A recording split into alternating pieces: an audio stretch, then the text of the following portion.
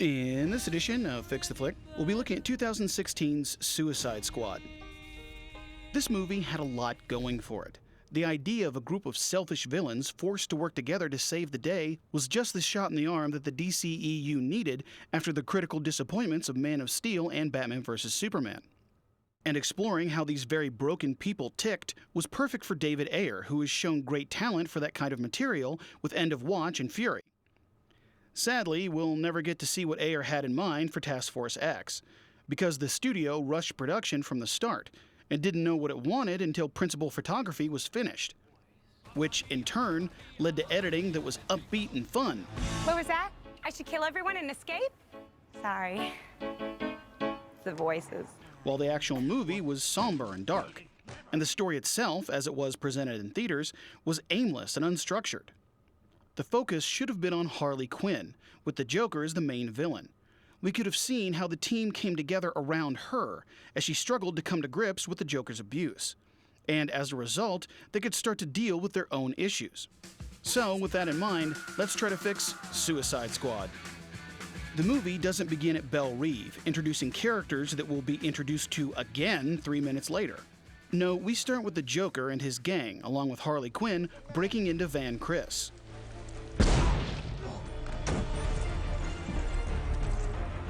While his gang are stealing crates of military hardware, the Joker sees an experimental chemical weapon. He smiles and tells Harley to load it up as well. When she asks what it's for, the Joker hits her and says that would ruin the surprise. Right off the bat, we see that the relationship between the Joker and Harley is dysfunctional. It's not a romantic us-against-the-world hot topic poster. It's shown for what it is: abusive. They end up tripping the alarm and make a break for it.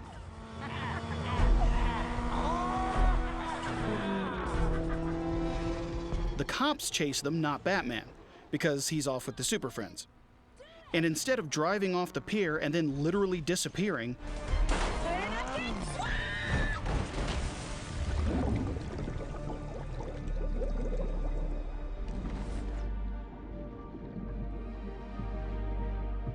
the Joker purposefully kicks Harley out of the car as a distraction in order to escape from the police. We see Harley get picked up, and now we go to Belle Reve. As she's being let in, Harley sees Deadshot working out in his cell, Croc growling at her as she passes, and she hears Boomerang screaming in the background. We see them as she sees them, as broken and desperate people. All this reminds her of her first day at Arkham Asylum and meeting the Joker. Harley sees him as exotic and dangerous, and a little exciting. He's charming, and we see how she would find him interesting. Back at Belle Reve, she's led into an interrogation room with Argus agent Amanda Waller. She offers Harley a chance to get revenge on the Joker, but Harley immediately defends him and says that he loves her. At this point, Harley is in serious denial about what her relationship with the Joker actually is. So Waller changes tactics and says that if Harley ever wants to see him again, she'll have to cooperate. Amanda leaves and talks with her boss. She says that Harley Quinn is the only person on the planet capable of predicting the Joker's next move. So she's a necessary addition to Task Force X. Waller then runs down who she's already selected for the team. But we don't see all the neon graphics or how they're abused. I'll tell you something, I'll tell you a secret. Yeah. One day I'm gonna get out of here and I'm gonna rain down on you like the Holy Ghost. Let's have some fun. Because based on that treatment, there's no way they would play ball. Instead, we see them in action, but only as it pertains to what they all want. Meaning that we see Deadshot shooting people in order to provide for his daughter. We see Croc acting like an animal, as a result of not being treated like a person. We see Boomerang trapped in solitary, begging the female guard just to speak to him, and so on. Knowing about the things they want makes them more relatable as people. At the end of her speech, Waller tells her boss that they need a decision quickly, because the Joker is out on the streets with a dangerous chemical agent doing God knows what. Speaking of the Joker, in the next scene, he and his gang are looking for somewhere safe to hide out, and they pull up to the Amusement Mile. Those of you who play DC Universe Online know that the Amusement Mile is a defunct amusement park just outside Gotham City. A carnival that used to be fun and bright and is now dilapidated and creepy makes the perfect location for the movie to take place. It's certainly a lot better than generic city street, night.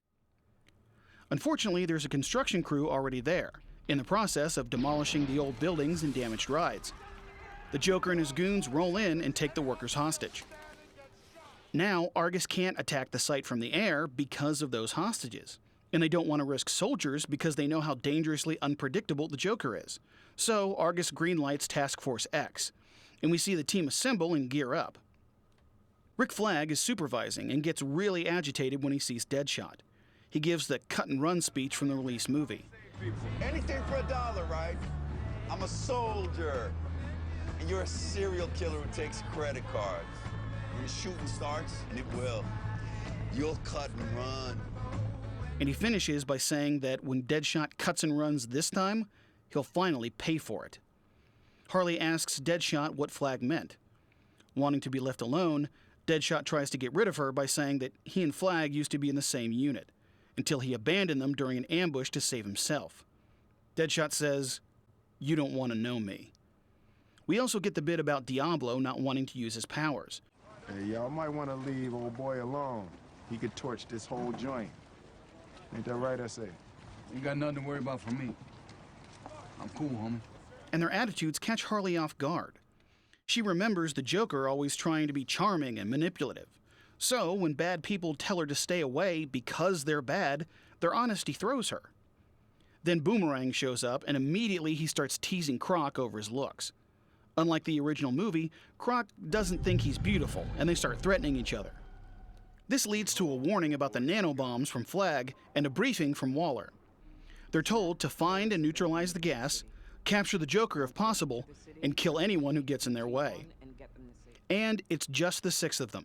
Harley, Deadshot, Croc, Diablo, Slipknot, and Boomerang. No soldiers, no Rick Flag, no Katana. The released movie had a unit of soldiers going in right alongside the squad. But if they were okay to send soldiers, why would they need a bunch of psychopaths? And if they were just trying to evacuate someone, why not just send a helicopter to the roof? In this version, sending the squad makes sense. The situation is highly volatile, but there has to be a ground crew. Boomerang is still teasing Croc when they get on the helicopter. Diablo warns him that Croc is a cannibal and tells him that he should back off. But Boomerang keeps it up, and as they get near the landing zone, Croc finally snaps.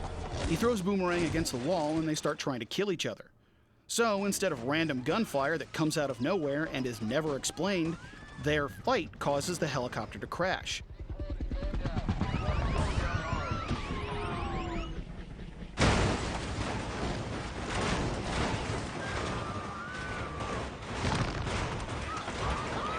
When they finally come to a stop, Deadshot puts a gun to each of their heads, and he tells them that he'll kill them both if they ever put his life in danger again.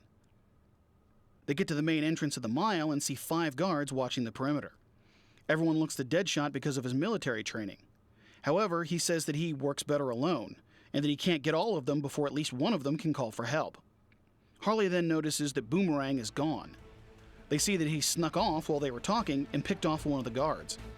He dresses in the guard's clown costume and walks over to the others. He starts taking them out, and Deadshot is forced to pick off the rest.